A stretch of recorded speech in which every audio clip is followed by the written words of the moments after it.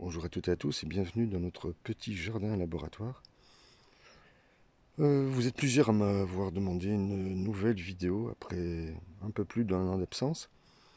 Eh bien, je reviens vers vous dans ce petit jardin qui a été transformé.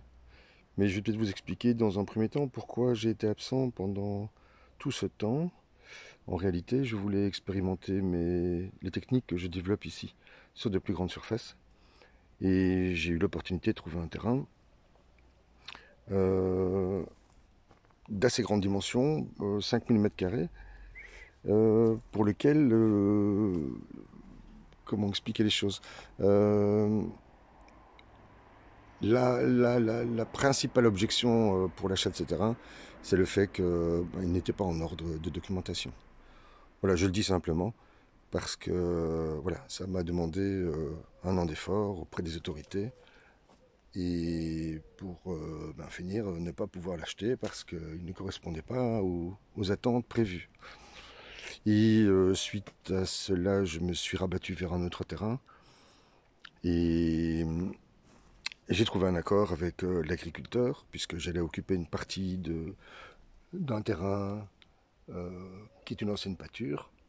J'ai eu la mauvaise idée d'en parler discrètement à quelqu'un que j'ai contribué à former l'an dernier et à cette technique.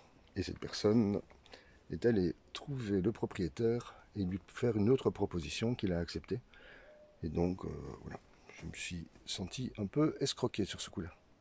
Donc, en vitesse, en urgence, avec l'aide d'un ami, Steven pour ne pas le citer, je suis revenu dans ce petit jardin pour installer de nouvelles structures, de façon à pouvoir bien avoir une petite production cette année. Alors, je vous montre différents types de tomates. Vous l'avez reconnu, la cornuandine, la petite marmande, et ici la rose de Berne. Et également la Green Zebra que je viens de vous montrer.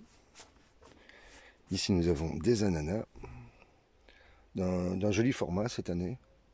Je pense aussi que l'enrichissement du sol dans cette planche construite sur 30 cm, dans laquelle j'ai enterré du bois, ensuite du broyat que j'ai écrasé en marchant dessus, et puis je suis venu avec le fameux compost que je réalise ici dans les bacs qui sont là-bas au fond, et qui permettent d'avoir une productivité, une floribondité surprenante.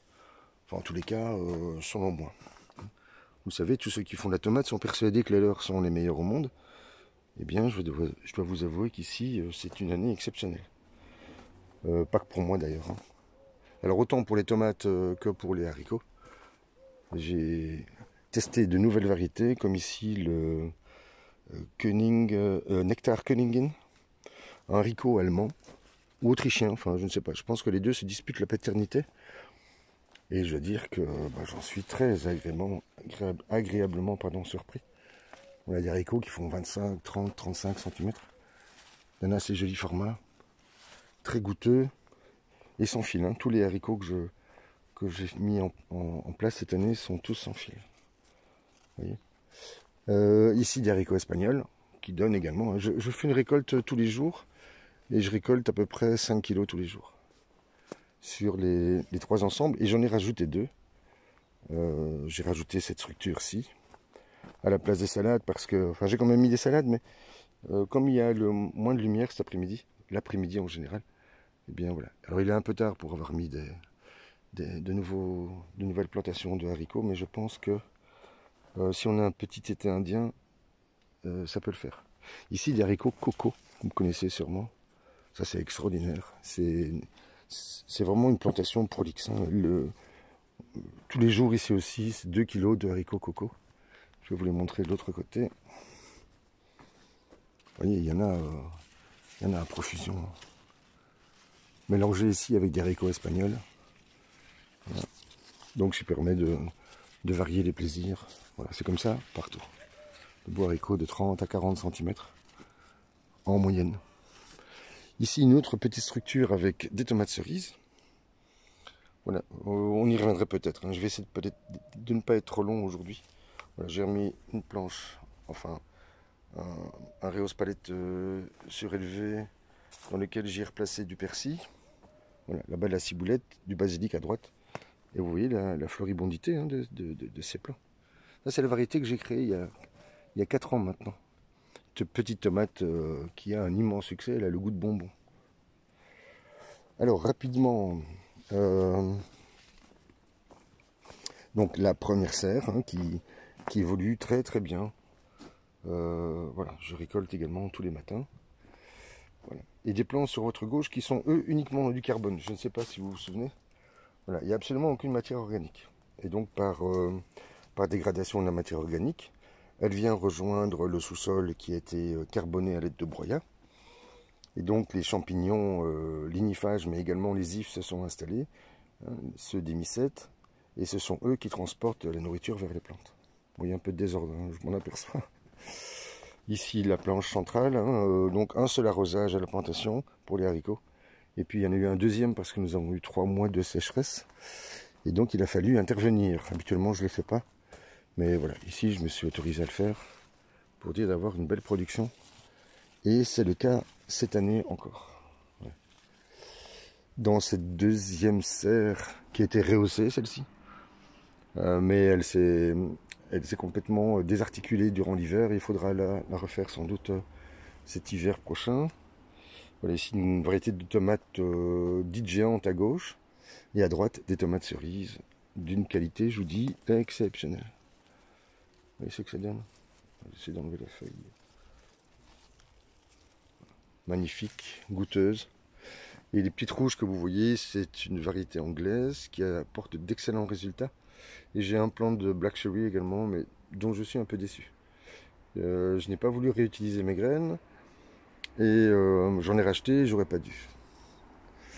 Alors ici, une production de melons cette année à côté des courgettes. Voilà. La première série de courgettes a pratiquement disparu. Et maintenant, nous en sommes à la deuxième série. Et des melons, je ne sais pas si vous les devinez, voilà, qui sont là. Je dois en avoir une quinzaine en tout, entre ici et un peu plus loin. Alors je poursuis rapidement parce que vous n'avez pas beaucoup de temps sans doute.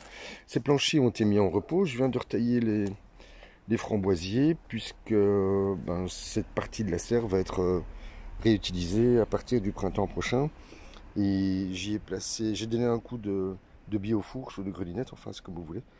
Et j'y ai placé du fumier de vache cette fois-ci.